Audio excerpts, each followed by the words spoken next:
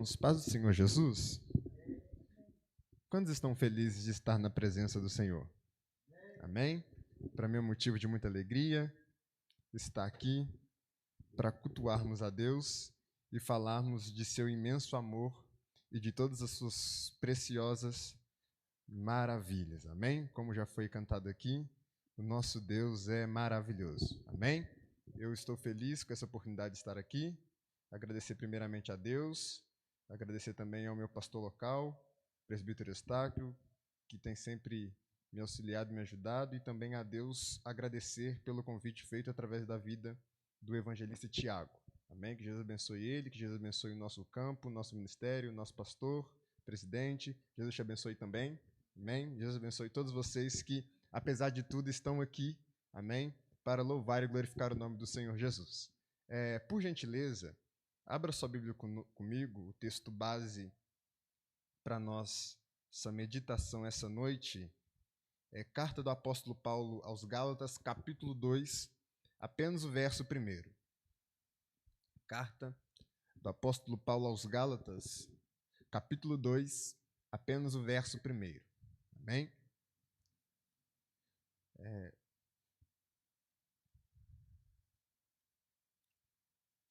Carta do Apóstolo Paulo aos Gálatas, capítulo 2, apenas o verso 1. Diz o texto: 14 anos depois, subi outra vez a Jerusalém, com Bernabé, levando também a Tito. 14 anos depois, subi outra vez a Jerusalém, com Barnabé, levando também a Tito. Os que se colocaram sob os pés, obrigado pela gentileza, podem se sentar.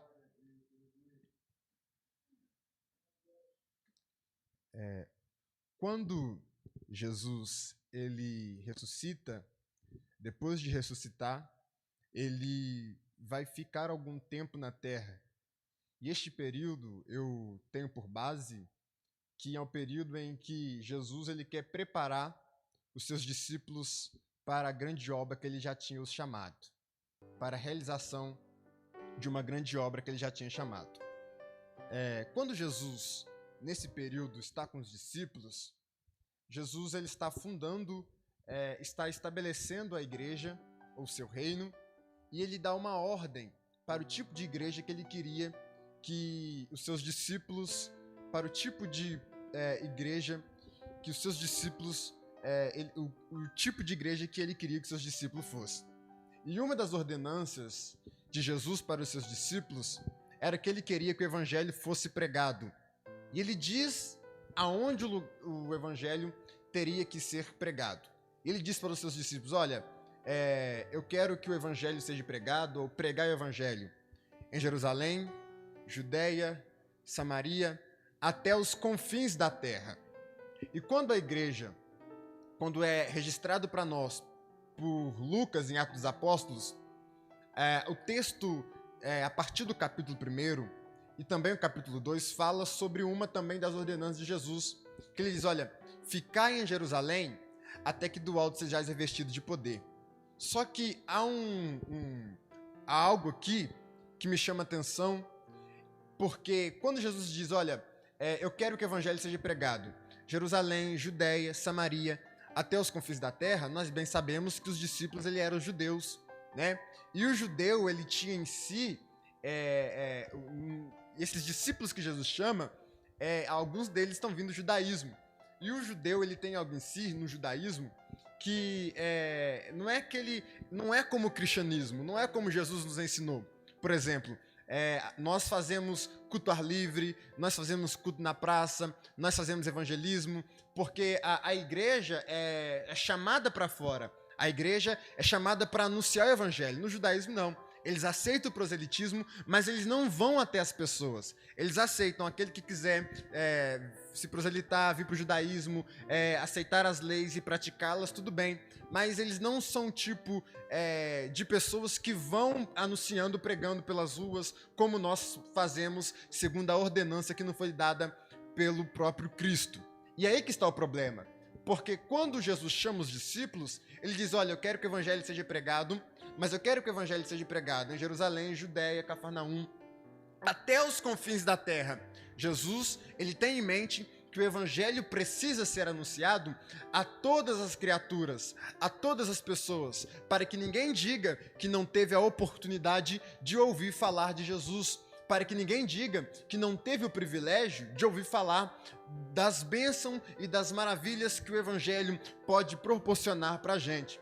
Em Atos dos Apóstolos, a partir do capítulo 2, depois que Jesus diz para os seus discípulos ficar em Jerusalém, até que do alto eles fossem revestidos de poder, acontece algo fenomenal, porque nas primeiras mensagens de Pedro, depois do batismo ou depois da descida do Espírito Santo em Atos 2, Pedro, na sua primeira mensagem, ganha mais de 3.000 almas, depois ele ganha mais de 5.000 almas, e a igreja em Jerusalém cresce, e a igreja fica em Jerusalém, os discípulos ficam em Jerusalém, só que Cristo já tinha anunciado, olha, eu quero que o evangelho seja anunciado, mas eu quero que o evangelho seja anunciado em Jerusalém, Judeia, Samaria, até os confins da terra. E a igreja cresce, mas os discípulos cuidam da igreja, cuidam daqueles que aceitaram a Jesus, cuidam daqueles que se converteram e eles permanecem em Jerusalém nas redondezas. Só que a ordem de Jesus, como eu já bem frisei, era que o evangelho fosse pregado por todo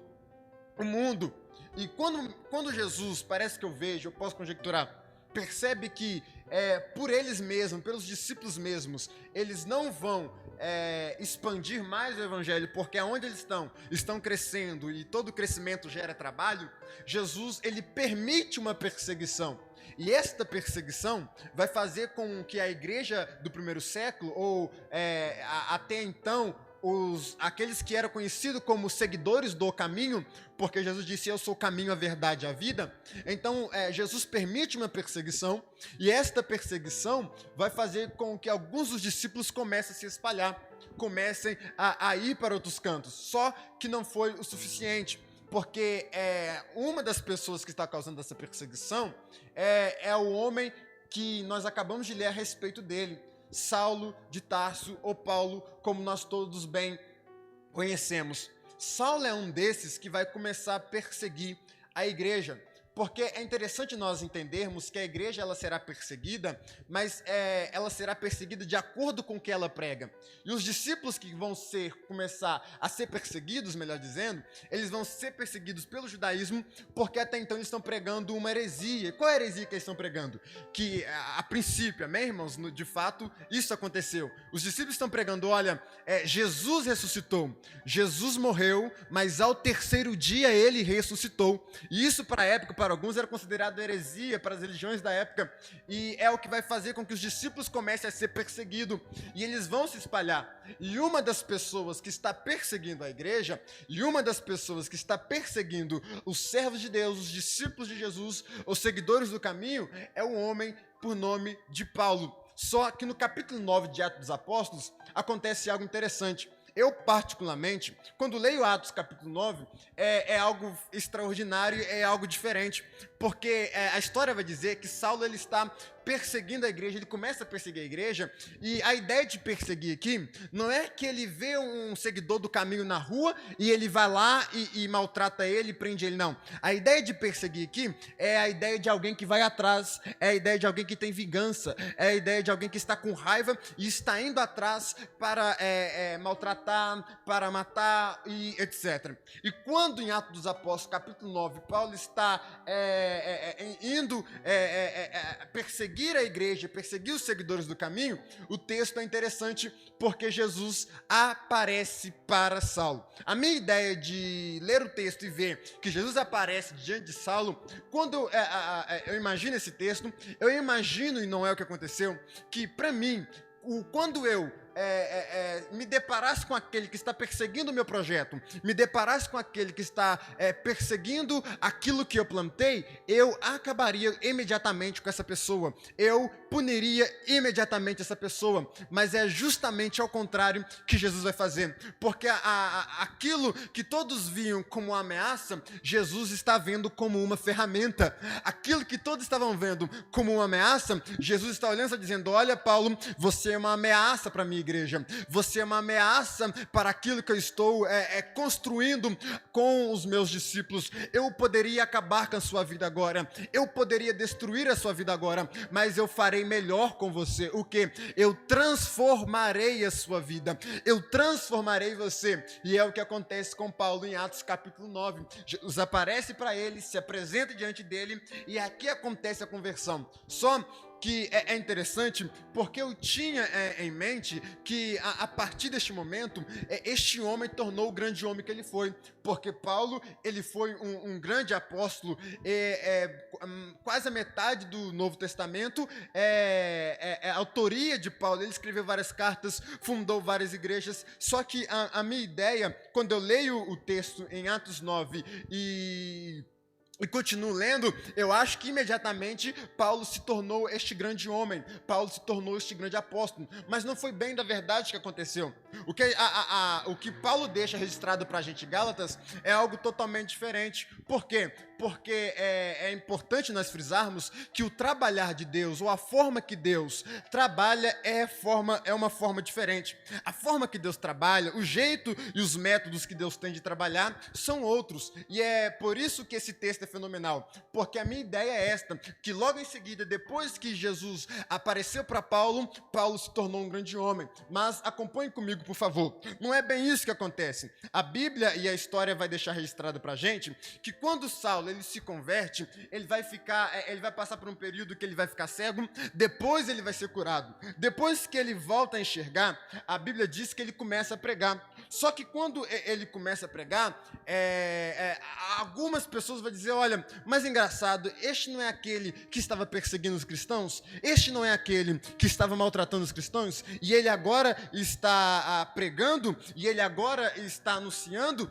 e aí ele se retira. E quando ele se retira, ele vai para Damasco e também vai para a Arábia, porque era necessário ele afastar um pouco. Porque onde ele estava, todos conheciam da fama dele. Só que quando ele vai para Damasco e também vai para a Arábia, a fama dele chega lá. Porque quando ele chega lá e fica uns 3 anos, a fama dele chega. E quando ele começa a pregar, porque ele acabou de se converter. E quando ele se converte, o desejo de todo convertido é anunciar que foi convertido, é contar aquilo que Jesus fez em sua vida. E quando ele chega em Damasco, ele chega na Arábia, ele começa a pregar. E lá ele fica durante 3 anos. Só que quando ele fica lá durante esses 3 anos, esses 3 anos que ele fica, são 3 anos importantes, são sim, mas são 3 anos de acusação, são 3 anos que as pessoas estão olhando e estão dizendo, olha, este não é aquele que perseguia, este não é aquele que maltratava. Aí ele escreve Gálatas capítulo 1. Quando ele escreve Gálatas capítulo 1, ele diz que ele volta da Arábia, ele volta de Damasco e vai para Jerusalém e fica 15 dias em Jerusalém. Nesses 15 dias que ele fica em Jerusalém, ele diz que ele conheceu apenas Pedro. E ele conheceu Pedro e João. Nesses dias que ele fica 15 dias, e a conversa, a princípio, que teve entre eles, entre várias discussões a respeito da justificação, Pedro, junto com os discípulos que ele vê, ele pede para Paulo voltar para sua terra natal. E quando Paulo volta para sua terra natal, Tarso, ele fica lá por algum tempo. E neste período de tempo que ele fica em Tarso, a igreja também está levantando o nome por nome de Barnabé.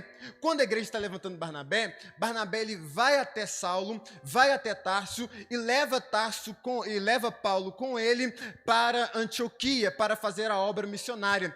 Quando Barnabé leva Paulo, lá eles ficam durante o período. E ao findar desse período, que é o texto que nós lemos, 14 anos depois, um profeta por nome de Ágabo, ele vai profetizar fome. E quando ele profetiza fome, finda os 14 anos, que é quando Paulo, junto com Barnabé, junto com Tito, voltam outra vez para Jerusalém. E é interessante, porque quando ele diz nesse texto, e ele começa o capítulo 2 falando a respeito disso, aqui é algo interessante, porque o capítulo 2 de de Paulo aos Gálatas é um capítulo que ele está justificando algumas coisas. Uma das coisas que ele está justificando é porque na igreja aqui na galáxia tem os agitadores da galáxia. Quem são os agitadores da galáxia? São aqueles que estão dizendo que Paulo é rebelde, são aqueles que estão dizendo que Paulo ele é maior ou se diz maior que Pedro, que da igreja. Aí se você ler todo o capítulo 2,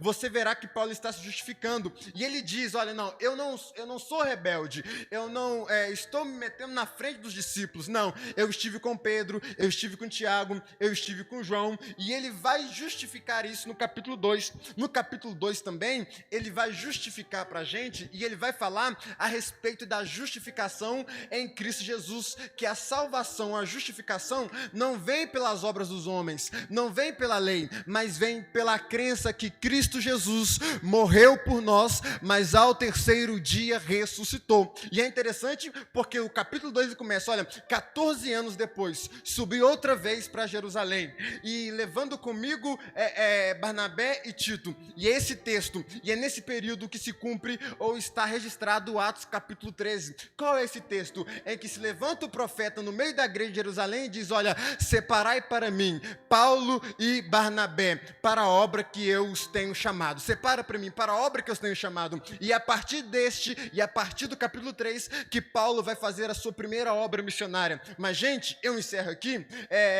Esse texto, ele fala de algo muito interessante para a gente. A história de Paulo e o começo do seu ministério fala de algo muito interessante para a gente. O quê? Sobre o tempo que foi levado, sobre o tempo que demorou para que a igreja o levantasse, porque a igreja de Deus é organizada, e há texto bíblico que diz que o que é ligado na terra também é ligado no céu. Então teria que haver uma concordância, teria que haver, não é só ser chamado na terra, não é só ser chamado no céu. Se foi chamado por Deus no céu, tem que ser confirmado na terra pelos homens, e é isso que é interessante. Por quê? Porque o texto vai falar pra gente que demorou 14 anos para a igreja separar Saulo. 14 anos, gente, 14 anos não são 14 dias, não são 14 meses, são 14 anos que Saulo está esperando para ser chamado, que Saulo está esperando para viver aquilo que Cristo disse para ele: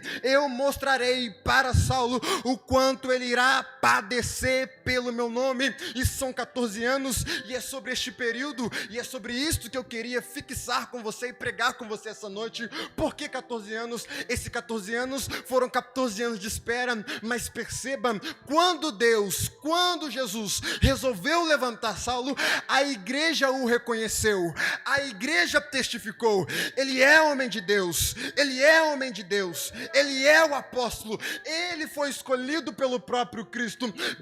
Demorou 14 anos, mas chegou o dia, e é sobre isso que eu queria falar com você, sobre a espera. Talvez é difícil falar sobre isso, é um pouco complicado falar sobre isso, mas eu tenho em mente uma coisa. O que eu tenho em mente? Que quando Deus promete, que quando Deus fala que irá fazer, Ele cumprirá, Ele cumprirá.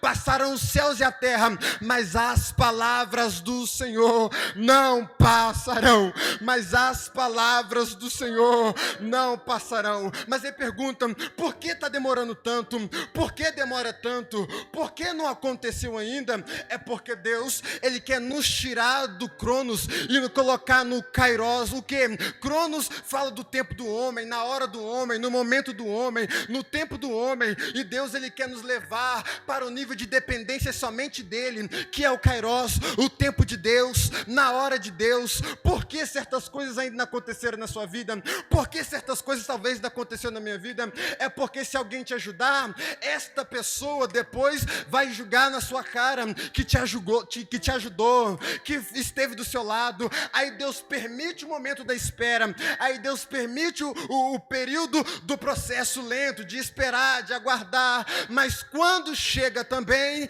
ninguém pode impedir. Mas quando chegar também, não se preocupe, você irá testemunhar. Talvez amigos te abandonou, talvez parentes te deixou de lado, no momento que você esperava, no momento que você precisava de ajuda, e você imaginou, talvez pensou: não irá se cumprir sobre a minha vida, não irá acontecer comigo, isso não chegará em mim. Talvez foi uma profecia profetada, não foi profecia, não foi Deus que liberou, mas Deus me trouxe aqui com uma palavra profética para alguém. Olha, aguente mais um pouco, permaneça no centro da vontade de Deus, porque se Ele prometeu, é preciso só uma coisa: você ficar aonde Ele disse que era para você ficar, porque se cumprirá aquilo que Ele falou, porque se cumprirá aquilo que Ele prometeu para você, se cumprirá. Eu creio nesta palavra. É só ter um pouco de paciência, é só aguentar mais um pouco.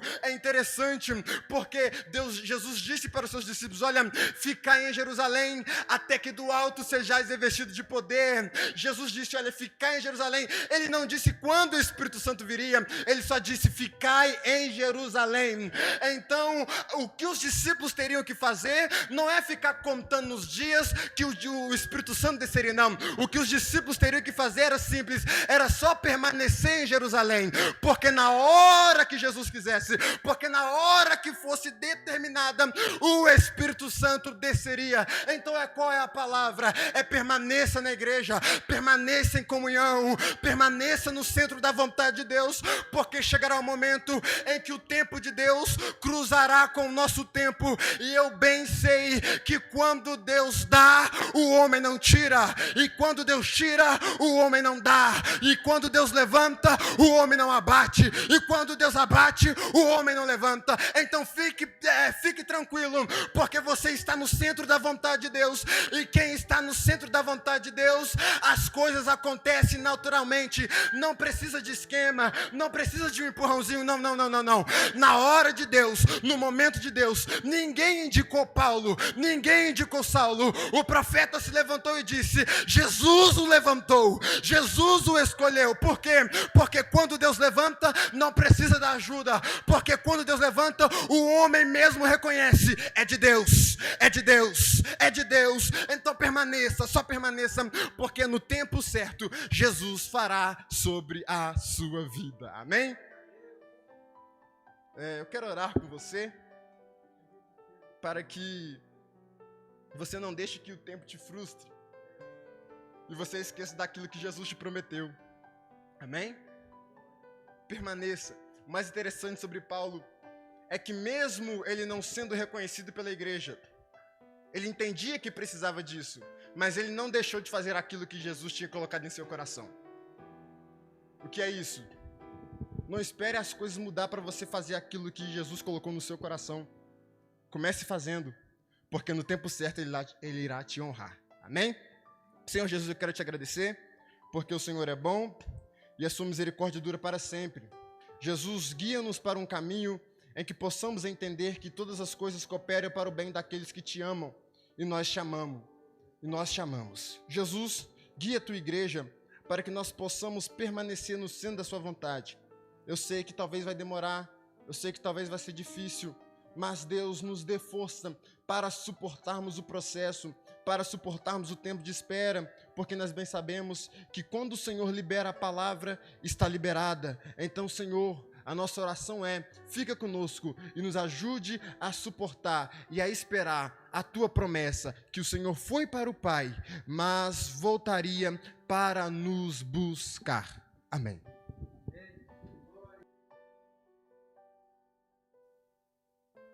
Deus.